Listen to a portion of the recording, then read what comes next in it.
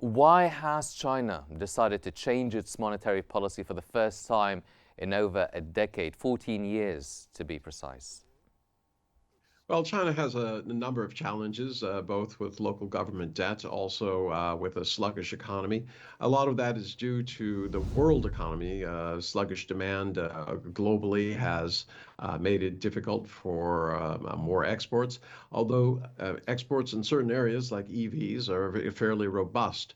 But keep in mind that what they're really looking at right now is trying to anticipate what's going to happen with Donald Trump and his tariffs.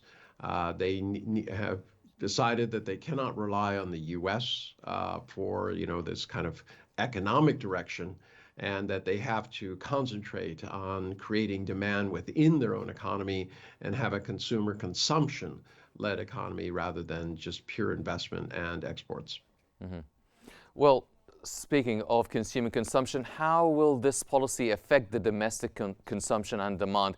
Can it effectively address low inflation and deflationary pressures? That is going to depend on the Chinese consumer and how much confidence they feel. I mean, it's a very difficult time. You have conflicts going on all over the place. For instance, most recently in Syria. These are very difficult times. Businesses and individuals, when they feel afraid, are less likely to spend or invest. So it really has to be something within the Chinese economy that moves them. I can tell you anecdotally, though, that on a Monday night, it was impossible to get into a restaurant. There was an hour-long wait.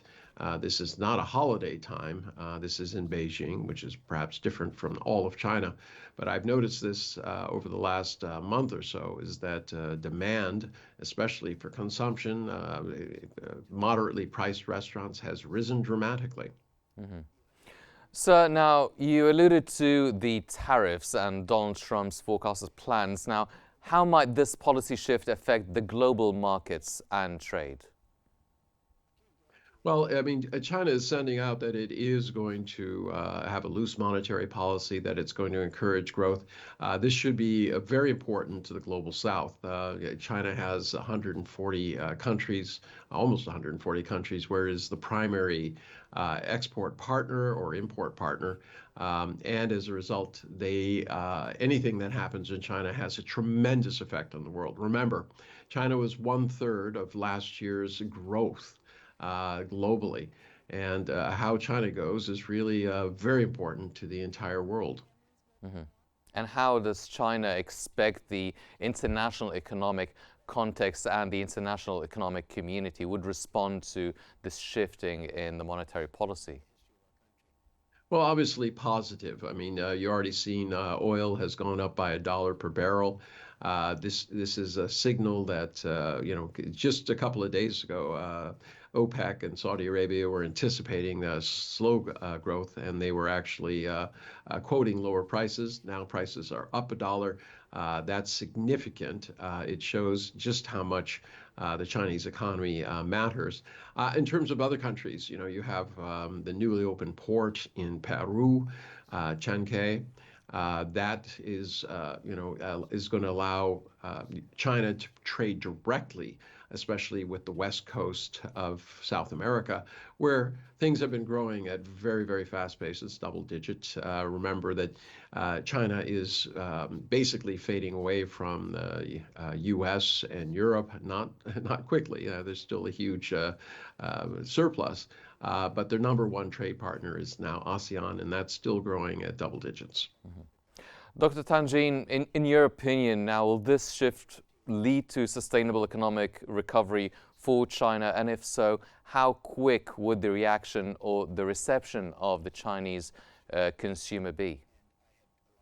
Well, as I said earlier, it is all about confidence. If the Chinese consumer feels confident in the government and the direction that they're taking, you'll probably see a very, very sharp rebound, not into the double digits, but certainly past where the government wanted to go. Now, remember, there's going to be good news in this next closing period as companies rush to purchase whatever they need from China in anticipation of January 20th when Donald Trump takes over.